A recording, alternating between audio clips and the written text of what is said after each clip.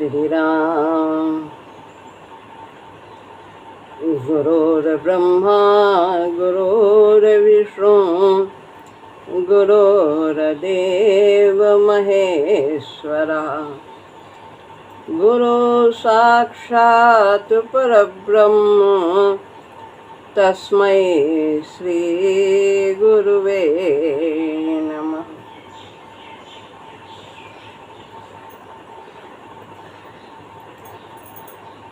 श्रीमद् भगवद गीता अध्याय 18 श्लोक है 15वां।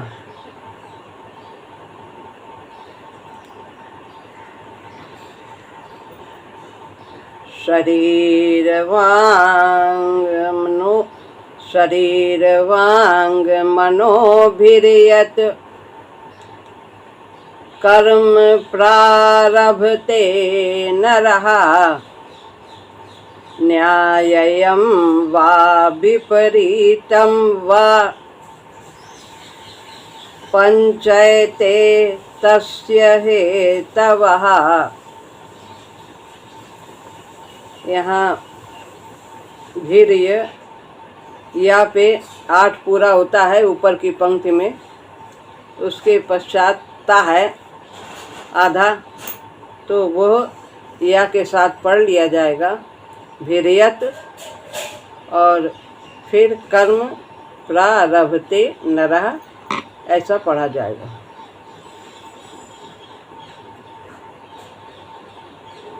शरीर वांग मनो भी, रा जो है वो विसर्ग बन गया, तो नरा का मतलब है मनुष्य। मनुष्य शरीर वाणी और मन के द्वारा, शरीर का शरीर है, वांग माने वाणी, मनो यानी मन, इनके द्वारा मनुष्य यत जो भी कर्म यानी कर्म प्रारभते यानी आरंभ करता है, न्याय्यम व विपरीतम व, न्याय्यम यानी शास्त्र विहित, विपरीतम शास्त्र निषिद्ध, पंचयते यानी पांचों, पंच एते पांचों, ये जो पहले कहे गए हैं पूर्वोक्त अधिष्ठान कर्ता करण चेष्टा और दैव, ये हेतवा हेतु होते हैं यानी कारण होते हैं। जो कर्म होते हैं मनुष्य के द्वारा, उनके यही कारण होते हैं, वही यही हेतु होते हैं। अर्थ है मनुष्य शरीर वाणी मन के द्वारा शास्त्र विहित अथवा शास्त्र विरुद्ध जो कुछ भी कर्म करता है, आरंभ करता है, उसके ये पूर्वोक्त यानी पहले कहे हुए पांचों हेतु होते हैं। जो इस श्लोक के पहले कहा है, बताया भगवान ने, वही कारण है सांख्य योग के सिद्धांत के अनुसार। व्याख्या है, जो 5 बातें कही गई हैं वो इसमें बताई जा रही हैं किस प्रकार से है। अधिष्ठान यानी शरीर, तो 5 हेतु इस पद में आ जाते हैं। शरीर पद में अधिष्ठान आ गया, और वाक में बहिर्अंतःकरण आ गया, बहिर्करण आ गया। 5 इंद्रियां, ज्ञान इंद्रिय और 5 जो हैं वो कर्मेंद्रिय आ गई।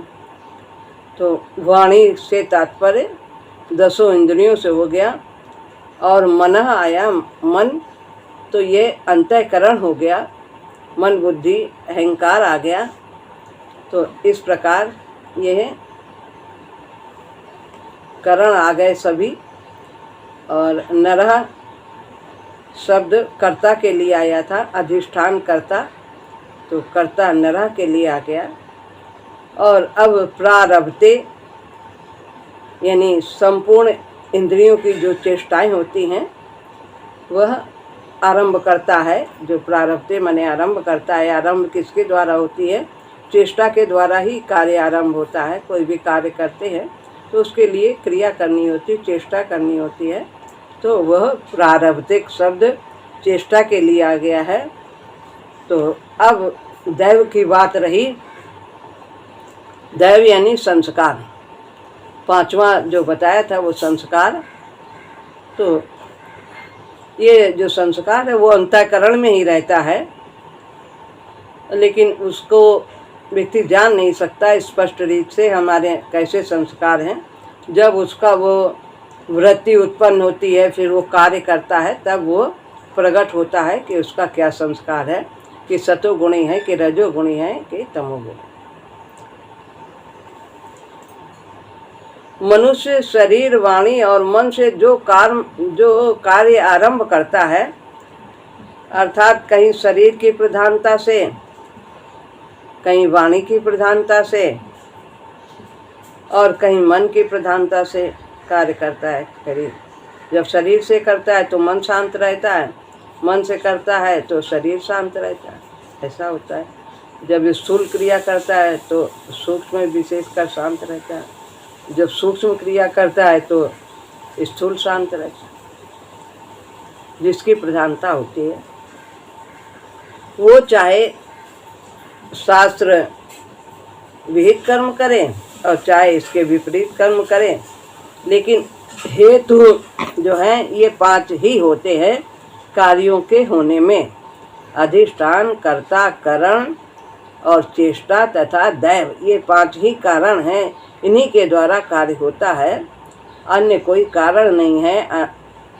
यह आत्मा कभी भी कार्य नहीं करती है, वो निष्क्रिय रहती है, कुछ कार्य नहीं करती, शरीर में ही क्रिया होती है। शरीर, वाणी, मन, इन तीनों के द्वारा ही संपूर्ण कर्म होते हैं। इनके द्वारा किए गए कर्मों को कायिक, मानसिक और वाचिक इनकी संज्ञा दी जाती है। ऐसा बोला जाता है काया से काम हुआ, शरीर से क्रिया की, कुछ किसी को दिया, कुछ सेवा की। वाणी से बोल रहे हैं, कैसा बोल रहे हैं, मधुर है कि कर्कश है। मन से विचार कर रहे हैं, क्या विचार कर रहे हैं, अच्छे विचार आ रहे हैं कि किसी के लिए बुरा सोच रहे हैं। इन तीनों में अशुद्धि आने से ही बंधन होता है। जब इनमें आसक्ति आ जाती है, ममता आता है, अहंकार आता है, तो ये हमारे जो कार्य होते हैं इनके द्वारा वे अशुद्ध हो जाते हैं। इसलिए इन तीनों शरीर, वाणी और मन की शुद्धि के लिए भगवान ने 17वें अध्याय में तप बताया है कि शरीर का क्या तप है, वाणी का क्या तप है, मन का क्या तप है। शरीर से हमें अपने बड़े जनों के सेवा करनी चाहिए यथा योग्य, और अहिंसा का पालन करना चाहिए, ब्रह्म की ओर चलें, ऐसे ही हमारे कार्य होने चाहिए। तो ब्रह्मचर्य यही है, ब्रह्मचर्य गृहस्थ आश्रम में इंद्रियों का सदुपयोग हो। वाणी से हम तप करें, सत्य हो, प्रिय हो, हितकर हो, पठन पाठन स्वाध्याय आदि करें। मन से हम तप करें, मन का निग्रह करें, मौन रहें, भाव हमारे शुद्ध हों, परमात्मा से युक्त हों, मन की प्रसन्नता हो। ये हमारे सब मन के तप बताए हैं भगवान ने 17वें अध्याय में। तो ये जब इनमें अशुद्धि आ जाती है, अहंकार, ममता, आसक्ति आ जाती है शरीर, वाणी और मन में, तो फिर उनको इस प्रकार के तप के द्वारा जो भगवान ने बताए हैं 17वें अध्याय में, उनको करके हम इन्हें शुद्ध कर सकते हैं।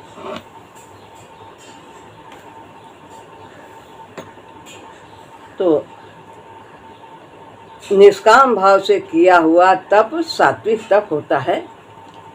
सात्विक तप मुक्ति देने वाला होता है और राजस और तामस तो बांधने वाला होता है। इन शरीर वाणी आदि को अपना समझकर अपने लिए कर्म करने से इनमें अशुद्धि आ जाती है। जैसा कि अभी कहा है कि ममता हो जाती है, आसक्ति हो जाती है, हम स्वार्थ बुद्धि से कार्य करते हैं, अपने लिए कार्य करते हैं, परहित का भाव हमारे विचार में ही नहीं आता है। तो इस प्रकार से कार्य करने से इनमें अशुद्धि आ जाती है। तो इसको सांख्य के सिद्धांत के द्वारा विचार को शुद्ध किया जा सकता है। क्या ही यही सांख्य का सिद्धांत बताया है कि ये पांचों ही हेतु हैं कार्य के होने में। ये विचार करना चाहिए कि आत्मा कुछ नहीं करती, ये 5 कारण हैं जिनके कारण ही कार्य होते हैं। तो इस प्रकार विचार करने से विचार तो शुद्ध हो जाता है, लेकिन विशेष रूप से कर्म के साथ मेरा कोई संबंध नहीं है, ये भाव भली भांति नहीं आता है। अगर हम खाली विचार करते हैं तो फिर ये पूर्ण रूप से हमारे अंदर कार्यशीलता में जो अनासक्त भाव है वो नहीं आ पाता है। इसके लिए ही भगवान ने कहा है कि कर्मयोग की साधना के द्वारा हम शरीर, वाणी और मन की शुद्धि विशेष रूप से हम कर सकते हैं। अतः कर्मयोग की दृष्टि से इनको शुद्ध करके इनसे संबंध तोड़ लें, और चाहे सांख्य योग की दृष्टि से हम अपने अंदर प्रबल विवेक जागृत करें, तो सामान्य में प्रबल विवेक जागृत नहीं हो पाता है।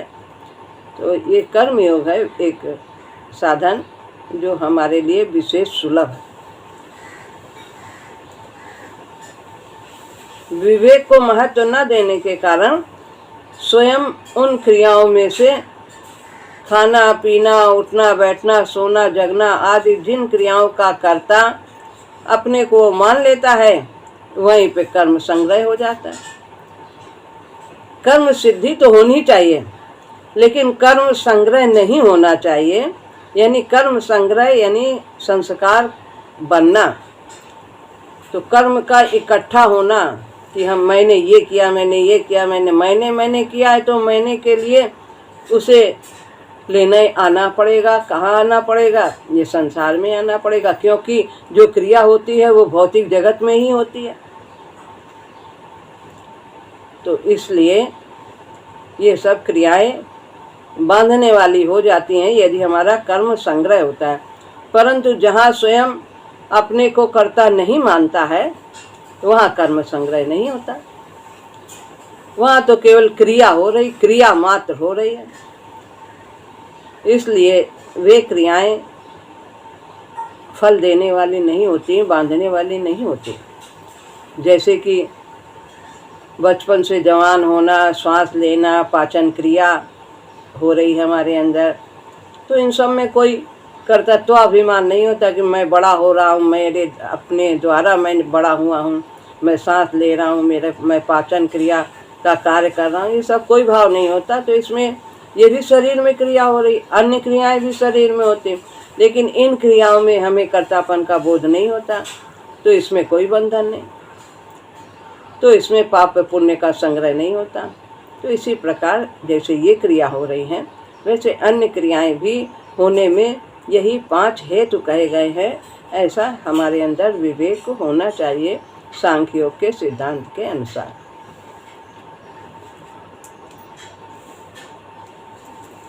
अब है 16वां श्लोक।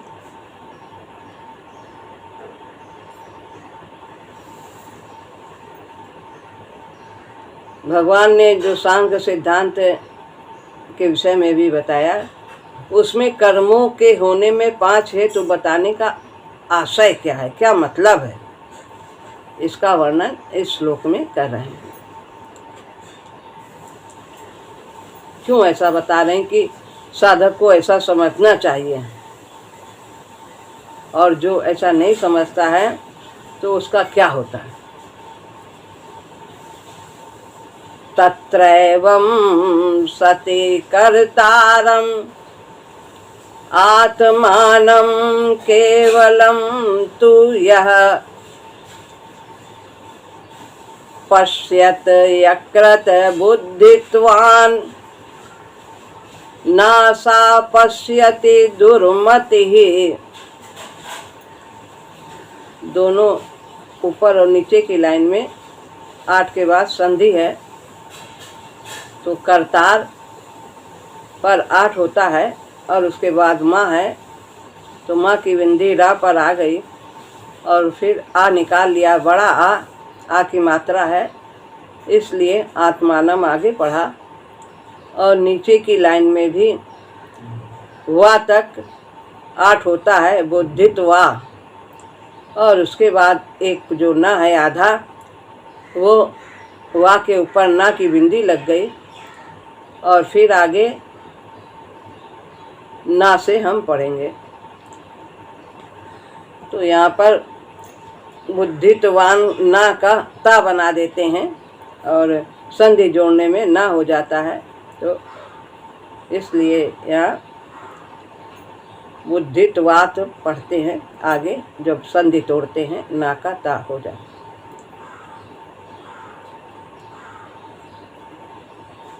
तत्रैवं,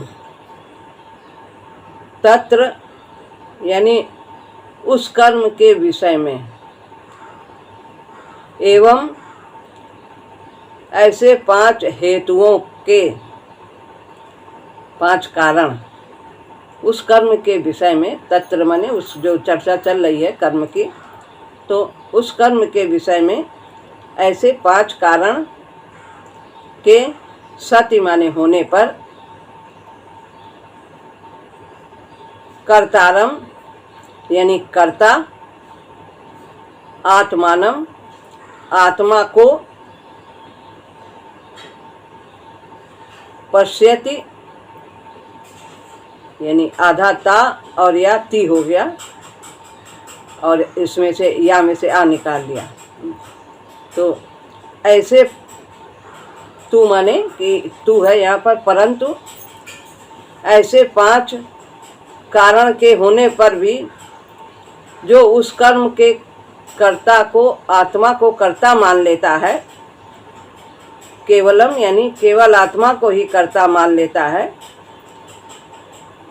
या माने जो देखता है, पश्यत यानी आत्मा को ही कर्ता देखता है, अकृत बुद्धित्वान, वह अकृत बुद्धित्वात यानी उसकी बुद्धि शुद्ध नहीं है।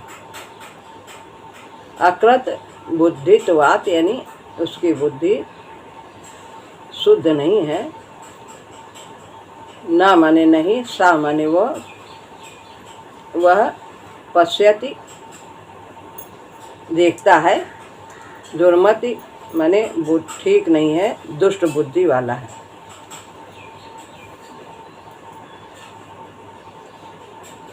यानी कि वह दुष्ट बुद्धि वाला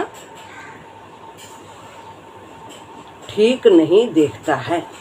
सा पश्यति, ना माने नहीं, वह नहीं देखता है यानी ठीक नहीं देखता है, ऐसा वह दुष्ट बुद्धि वाला यानी दुर्मति है।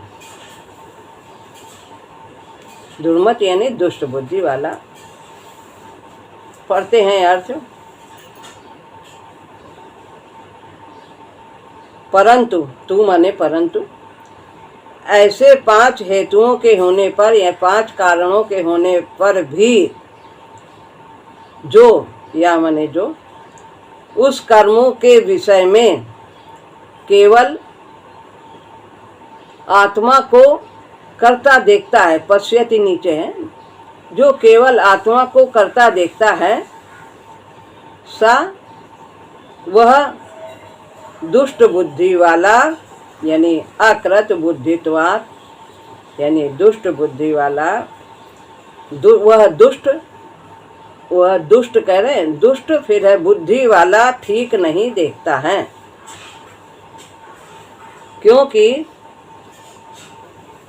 उसकी बुद्धि शुद्ध नहीं है।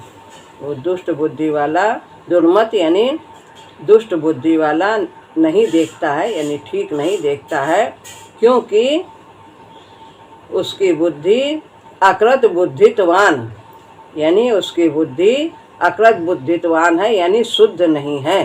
क्योंकि उसकी बुद्धि शुद्ध नहीं है, इसलिए वो ठीक नहीं देखता।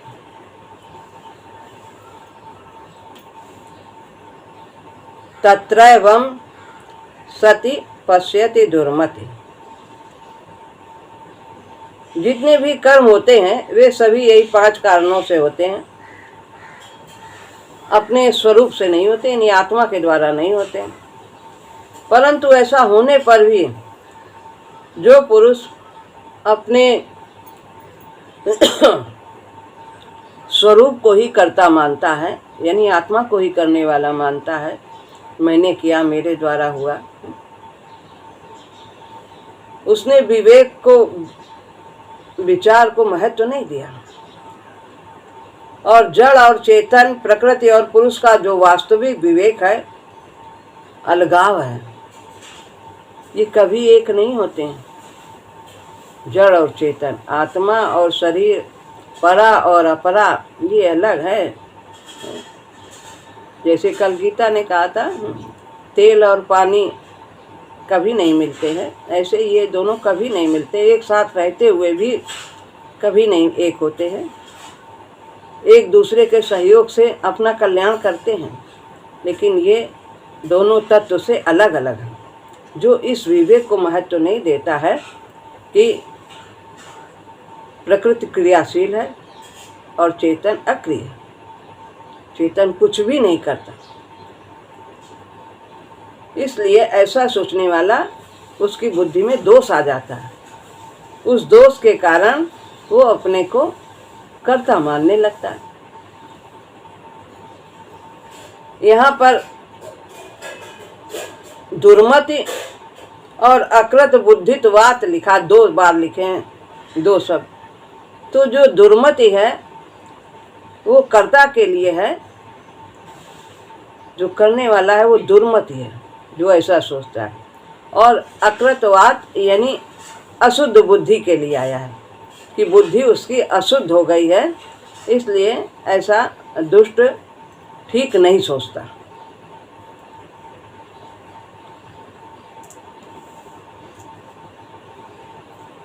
तो केवल आत्मा कुछ नहीं करता, शुद्ध आत्मा है, ना करोति ना लिप्यते। परंतु जब हम संबंध जोड़ लेते हैं शरीर से, तो ऐसा बोध नहीं होता है। अब बोध न होने के कारण ही अकृत बुद्धित्वान हो जाता है। तो जिसने बुद्धि को शुद्ध नहीं किया है वो दुर्मत ही अपने को कर्ता मान लेता है, जबकि आत्मा शुद्ध निर्मल है। तो यहाँ पर केवलम शब्द लगाया है। केवलम पद कर्म योग और सांख्य योग दोनों में ही आते हैं। दोनों में ये समझना है कि आत्मा शुद्ध है। प्रकृति और पुरुष के विवेक को लेकर कर्म योग और सांख्य योग चलते हैं। कर्म योग में सब क्रियाएं शरीर, मन, बुद्धि और इंद्रियों के द्वारा की जाती हैं, पर उनके साथ संबंध नहीं रहता। संसार का ये तत्व है शरीर, और संसार में ही वो लगा देता है, अपने लिए कुछ नहीं करता,